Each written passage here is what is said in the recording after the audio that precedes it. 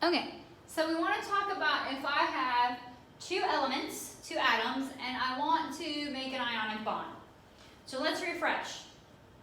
Ionic bonds, transfer of electrons. We're going to go from a metal to a nonmetal. Okay? From a metal to a nonmetal. So the first thing we want to do is we want to write their Lewis pictures. So I've got lithium, he's got his one valence electron, he's my metal. I've got fluorine, he's my nonmetal, and I've got his Lewis picture. So now I've got the two Lewis pictures. So now what's going to happen is he's going to do a transfer. So from the metal to the nonmetal. So my metal is going to give up my electron to the nonmetal. So he transfers it from my metal to my nonmetal. Then what happens is now, since he's given up, the metal becomes a cation, my nonmetal becomes an anion. And I'll write it just like we showed previous. Here's my lithium as a cation, here's my fluorine as an anion. And I just write them next to each other to represent that they are combined now, they're a compound. Now if I wanted to write this not in its Lewis picture and I wanted to write it in its formula, I've got one Li and one F. So when you see LiF, the formula, this is the empirical formula, this is what's going on kind of in the picture. Okay? You're not going to have to draw this and try to like show it with arrows. I just want you to kind of understand what's happening. A physical electron is physically moving from the lithium to the fluorine and creating a cation and an anion. Okay? So when we write LiF like this, it's really a cation and an anion together. And when they go together, the overall compound is neutral. Now, we're thinking it's a one-to-one, one lithium, one fluorine. But that doesn't always have to be the case. It doesn't always have to be just one lithium and one fluorine. It can actually be different ways. Okay? So my metal and my nonmetal are going to try to keep going until that nonmetal has all 8. My nonmetal wants to reach a nice number of 8. Okay? So the metal is going to try to keep giving it electrons as much as it can until the nonmetal has 8. Because remember, 8 valence electrons is a noble gas, and that's really stable. So my number of atoms can adjust. So let's look here.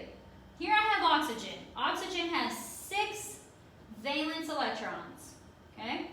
So it wants 2 more. It wants 2 more electrons to become 8. So depending on who comes over, what metal comes over, depends on what's going to happen. So lithium comes over. But the lithium only has 1 electron. He only has 1 valence electron. So he can't give my oxygen 2 electrons because he only has 1. So he's going to give the oxygen 1. And the oxygen's like, thanks, but I really need 2, but thanks, I'm getting there. And then another lithium's going to come and give the oxygen the other 1. So it doesn't always have to be just 1 lithium or 1 metal helping out. In this case, it could take 2 metals to make my oxygen happy because the lithiums only each had 1 valence electron. So it couldn't give up 2 because it only had 1. So it took 2 of these. So I draw my lithium symbol, but since there was 2 of them, I have to say that there was 2. So there's 2 lithiums for my 1 oxygen. And so when I write the formula, that 2 here just becomes a subscript. So this means there was 2 lithiums for my 1 oxygen. So it took 2 lithium cations and it has 1 oxygen anion. Okay? So I want you just to realize that it's not always just a 1-to-1. It could be a 1-to-2 or whatever is needed. So let's talk about a few more properties based on ionic bonds. First, the attraction is non-directional. So what this means is that it doesn't matter the direction. So if we look back at our previous slide, if my lithium is giving up the oxygen, so say I'm the lithium, this is my oxygen, and I'm going to give up the electron. Doesn't matter if I give up the electron here, and then I just hang out right here. I could come over here and give up the electron. I could have been on this side and given up the electron. It doesn't matter the direction, okay? Because I'm just giving it to them and I'm just hanging out, okay? So how these two are going to be attached, they're not really attached, but how they kind of are attracted to each other is non-directional. It doesn't matter. I'm not going to go away because I gave that oxygen my electron. I'm not going to go away, but I'm going to stay by my oxygen. I'm the cation, they're the anion, but I don't have to be in a certain space. Okay? That's what this first part means. So this first part means the electrostatic attraction is non-directional. So that attraction between the cation and the anion, it really doesn't matter. Doesn't matter where I'm standing as long as I'm just around. So non-directional. The second thing is there's no actual ionic molecule. We're not making a bond. I'm just giving them an electron and then I'm hanging out. So if you notice, when we talked about our structural formulas, all the way back, these structural formulas, all of these are for molecular compounds. There's no metals. Because metals, they're not going to make bonds like this. All they're going to be is a cation hanging out next to an anion. See? Just a cation next to an anion. There's no bond being made between there because they're not sharing anything. A bond is from sharing.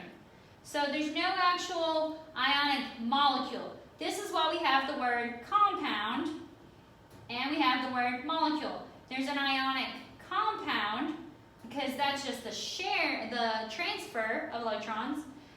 Molecule is the sharing of electrons. So that's why you have compounds and molecules. Okay? Remember, my ionic bonds, this just is an empirical formula. It's just telling me the ratio of how many of those ions. How many of the metals, cations, and how many of the non-metal anions are present. Now, they're going to be arranged in this nice, pretty little picture. And I showed you that little kind of cube earlier. See, it kind of looked like this cube. I showed you this cube earlier, and that cube actually has a name. That cube is called a crystal lattice. So whenever I have an ionic compound, it's going to make this really pretty structure called a crystal lattice. And so this crystal lattice is where my cations are right next to my anions. They're never going to be a cation next to a cation. Cations are next to anions are next to cations, and so it's a negative, positive, negative, positive, negative, positive, back and forth. Okay? And we're going to talk about why they make this pretty little crystal structure on the next lecture. Okay? So this is just some introduction stuff on ionic bonding.